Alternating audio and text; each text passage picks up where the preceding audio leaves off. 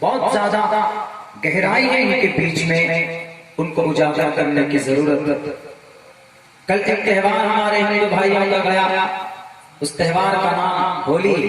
आप होली के त्योहार को देखें, हजरत इब्राहिम अलैहिस्सलाम के वाक़े को देखें, and the deep relationship between both, दोनों इंसिडेंट क्या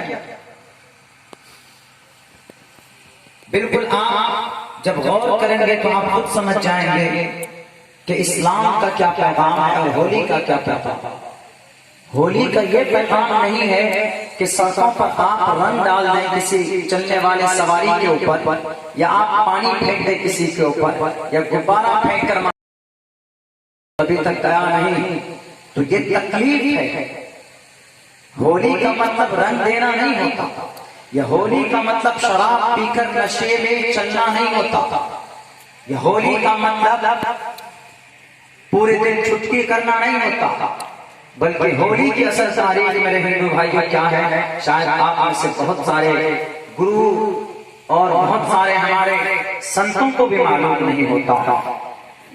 होली सदियों पहले एक राक्षस जिनका नाम हिरण्यकश्यप था, दैत्यों का राजा, और इस हिरण्यकश्यप को एक वरदान मिला था ब्रह्मा की तरफ से कि हिरण्यकश्यप जाओ, तुमने हमारी भक्ति की है, तुमको जमीन पर आसमान से, दाएं से, बाएं से, नीचे से, हथियार से, अस्त्र से, शस्त्र से इंसान या जानवर तुमको नहीं मार सकता। यू विल बी अनडाइड, जाओ तुम्हें कोई नहीं मार सकता। हिरण्यकश्यप, जिस आदमी के पास ये पावर आ जाए कि उसको मौत नहीं छू सकती, तो पता है आदमी मौत से ही डरता है, वो तो कहीं पर भी कूद जाएगा, वो जुल्म सितम करना शुरू कर देगा, अपने ताकत का गलत इस्तेमाल शुरू करेगा। तो ये हिरण्यकश्यप ने वैसा ही किया, लोगों से कहना शुरू किया कि लोगों मेरे कदमों पर झुको, मेरी इबादत करो, लेकिन अल्लाह की लाठी में आवाज नहीं होती, ईश्वर की आवाज से आवाज होती है, लेकिन ईश्वर का कठोर बहुत जबरदस्त लगता है मेरे हिंदू भाइयों। हिरण्यकश्यप ने यह पैगाम दिया, लोगों को डराया, धमकाया, लेकिन ईश्वर ने इनके ही घर में इनके अगेंस्ट इनके खून को खड़ा कर दिया, इनके डीएनए को खड़ा कर दिया। एक बच्चा पैदा होता है, छोटा सा नन्हा सा, जिसका नाम अल्लाह होली क्यों मनाते हैं, होली के त्योहार की रियलिटी में आपके सामने रख रहा हूं। Holi and the incident and the history of Ibrahim alayhi salatu wassalam according to the Islamic Sharia and Quran and Hadith, आप जब मिलाएंगे तो आप कहेंगे कि कितनी सिमिलरिटी है इस्लाम के वाक़े में और होली के त्योहार। एक बच्चा पैदा होता है हिरण्यकश्यप के घर में, उनका बेटा, उसका नाम होता बल्ला। जब वो बच्चा पैदा होता है तो शुरू से बचपन से वो एक ईश्वर की भक्ति करता है, वो हमेशा यही मंत्र पढ़ता है, ओम, मैंने खुतबे में पढ़ा, ओम हरि ओम बोल, ओम हरि ओम बोल, ये मंत्र पढ़ता हमेशा। तो हिरण्यकश्यप ने कहा कि पूरी दुनिया मेरी भक्ति करती है और ओम हरि किसको बोलते हैं? हरि विष्णु को बोलते हैं, शिव को भी बोला जाता है, विष्णु को। विष्णु का मतलब दुनिया के तमाम जीव जंतु को पालना, उनको रिज़्क देना, शिव विष्णु बोलते हैं। तो वो ओम हरि ओम पढ़ता। उसके बाप ने कहा कि मेरी नाक कटाएगा तो सारे लोग मेरी इबादत करते हैं, सब मुझे मुखिया मानते हैं और तुम मुझे मुखिया मानने के लिए तैयार नहीं। एक काम करो, तुम बाज आ जाओ, नहीं तो तुम्हें मौत दे देगा।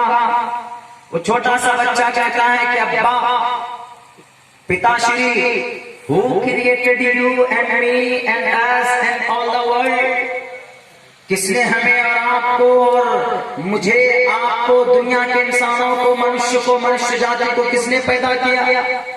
उन्होंने कहा, वो खामोश हो जाता, कहा कि why are you silent, क्यों खामोश हो गए, बताइए, एक्सप्लेन मी, जवाब दीजिए, छोटा सा बच्चा सवाल कर रहा है। तो हिरण्यकश्यप ने कहा कि मुझसे जुबान लड़ाता है, तुमको मैं सजा देकर रहूंगा। एक दिन अपने पर्सनल असिस्टेंट अपने वजीरों से कहता कि पानी उबालो, भट्टी में डालकर पानी उबाला जाता या तेल उबाला जाता और इतना उसको गर्म किया जाता है कि अगर पत्थर डाल दिया जाए उस पानी में तो वो पिघल जाता था।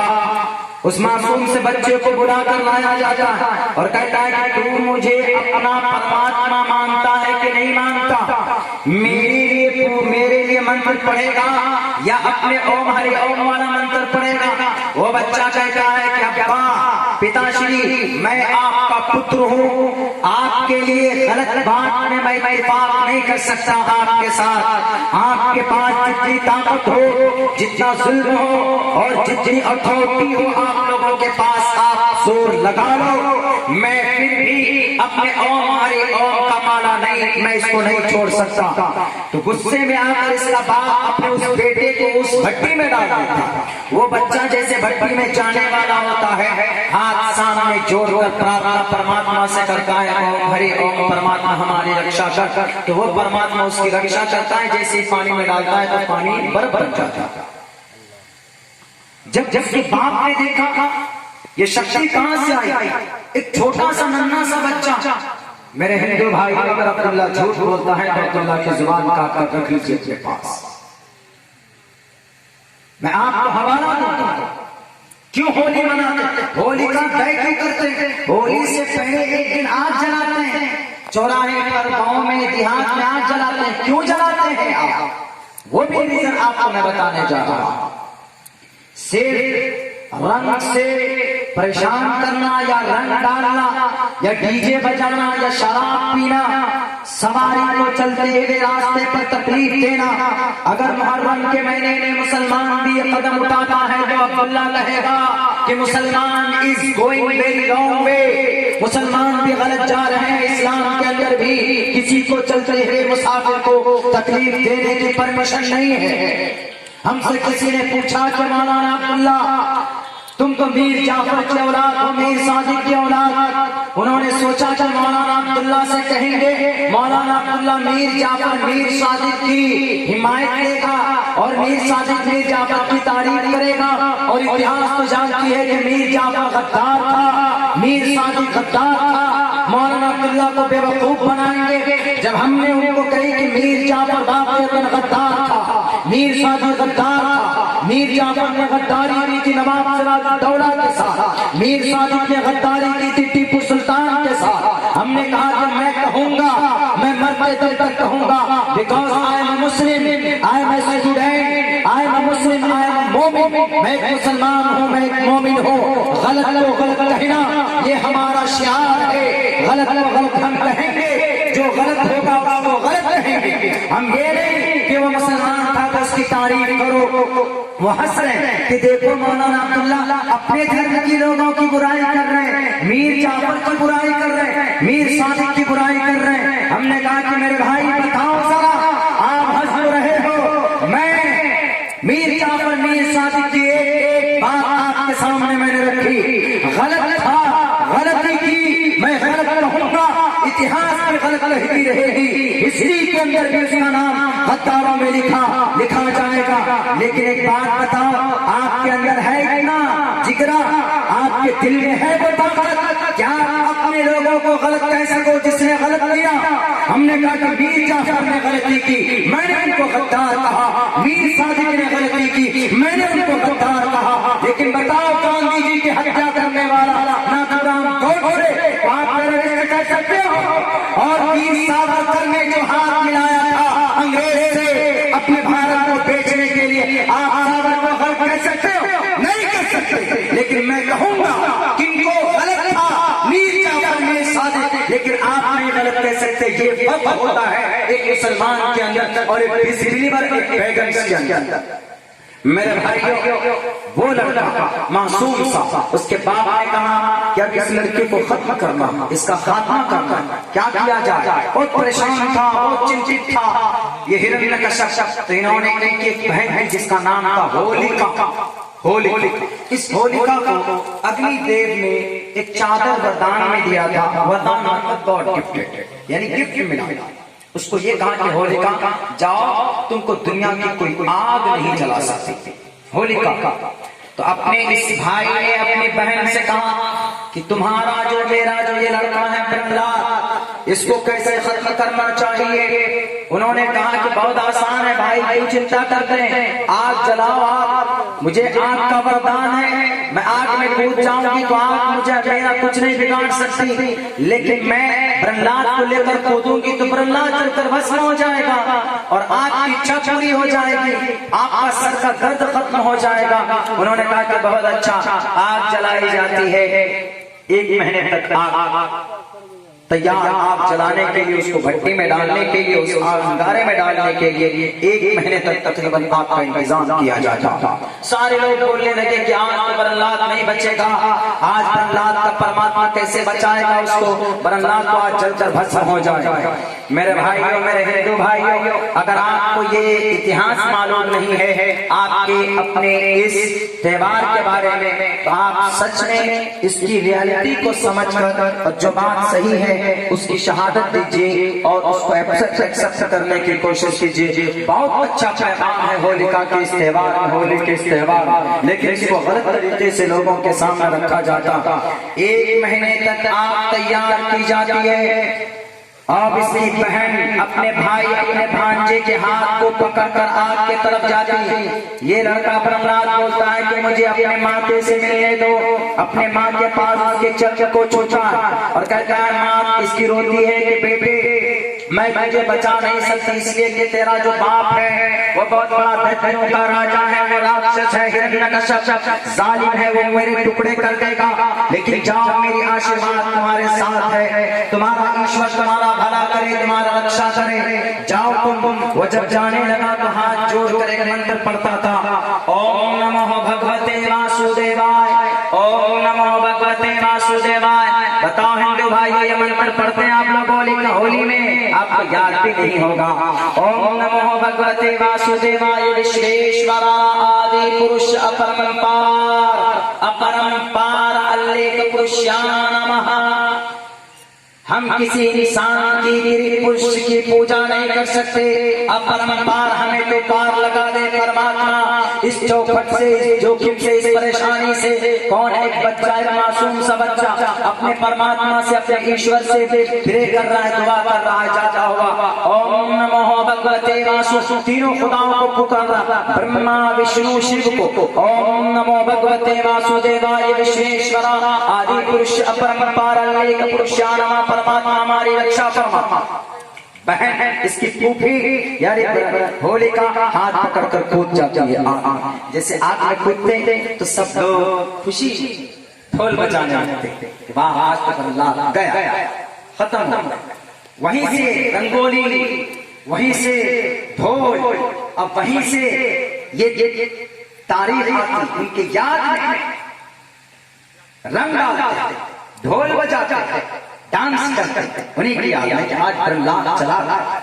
लेकिन कुछ देर के बाद मामला उल्टा हो जाता। प्रहलाद लेके बैठा हुआ मंत्र जपता, ओम नमो भगवते वासुदेवाय, और उसकी जो फूफू आंटी थी यानी हिरण्यकश्यप की बहन है, वो जलकर भस्म होकर सिर्फ उसकी हड्डी बाहर निकलती, मामला उल्टा हो जाता। इसीलिए अगर आप ईश्वर की भक्ति करोगे, आप परमात्मा की भक्ति करोगे, तो परमात्मा आपकी रक्षा करेगा। तो पता होलिका मर गई, खत्म हो गई, वो लड़का शांति के साथ ओम नमो भगवते वासुदेवाय बोलते हुए बाहर आ गया। अब हिरण्यकश्यप देखकर इसके पारा, इसका खून गर्म हो गया। क्या रे भाई, इतना सा बच्चा आग से बच निकला, क्या किया जाए, क्या किया जाए। जाने कहा कि प्रहलाद मैं तेरे शक्ति को देखना चाहता हूँ, अब मैं तुझे नहीं बल्कि मैं तुझे उस परमात्मा को मारूंगा जिसके लिए तुम पढ़ते हो ओम नमो भगवते वासुदेवाय विश्वेश्वरा आदि पुरुष अपरंपार सर्वशक्तिमान देव महान को मैं देखना चाहता हूँ, बुलाओ तुम उसको, आज मैं उसकी टांग तोड़ दूंगा। हिरण्यकश्यप कहने लगा और फिर वो बच्चा वही माना जाने लगा कि परमात्मा दर्शन दे दीजिए, हे ईश्वर आ जाइए। वहां पर वो बच्चा डांस करने लगा, गुनगाने लगा अपने परमात्मा का। तो विष्णु जी आए अपने सही शक्ल में नहीं, बल्कि विष्णु जी आए आधा इंसान बनकर, आधा जानवर बनकर। कैसे?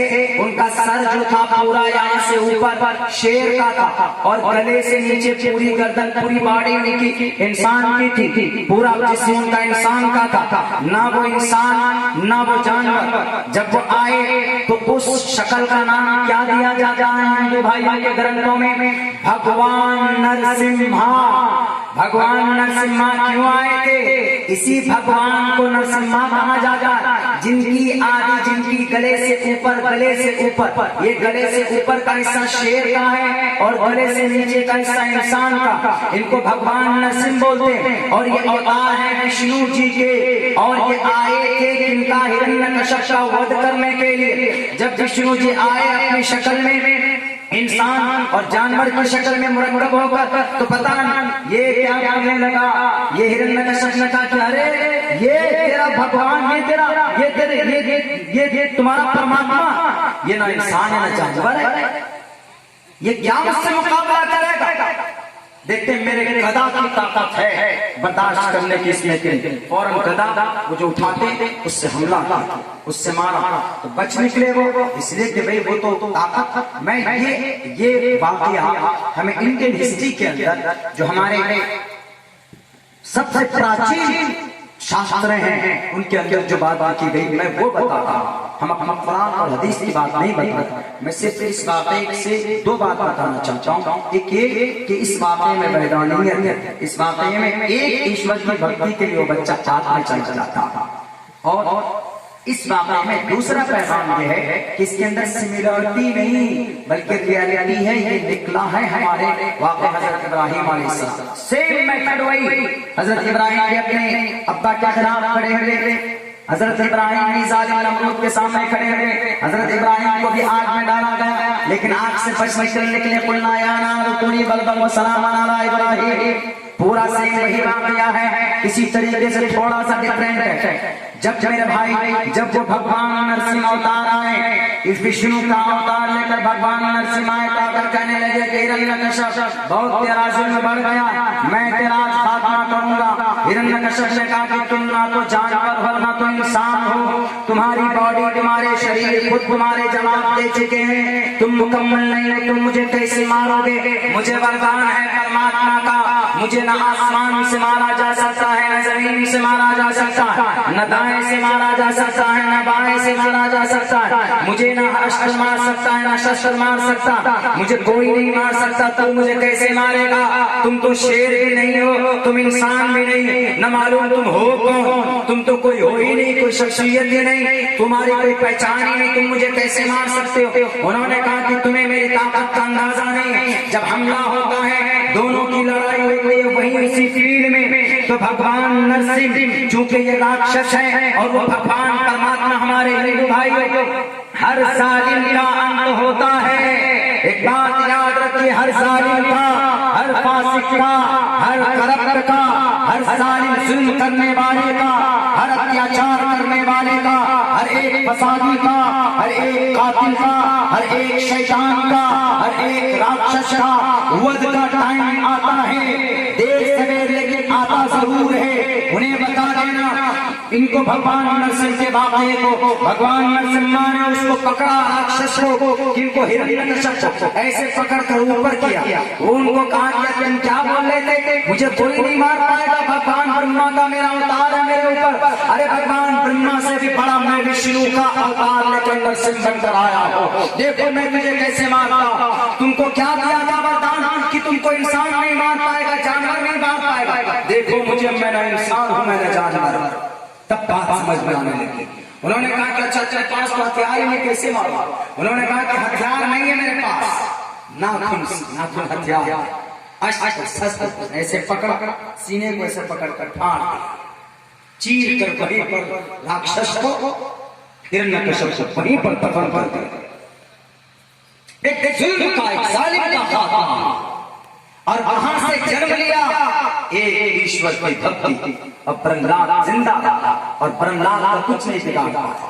तो जिस दिन होलिका जल जाती है उसी याद को ताजा करने के लिए हमारे हिंदू भाई क्या करते हैं, होलिका तय करते हैं, आग जलाते हैं। आज भी ये रिवाज मौजूद है मेरे हिंदू भाई। दो वाकया इससे, एक तो हमें ईश्वर की भक्ति करनी चाहिए, दूसरे नंबर पर यह कि हमें मिलकर रहना चाहिए। आप भी आदमी, हम भी आदमी, आदमी मतलब आप भी आदम की औलाद, हम भी आदम की औलाद।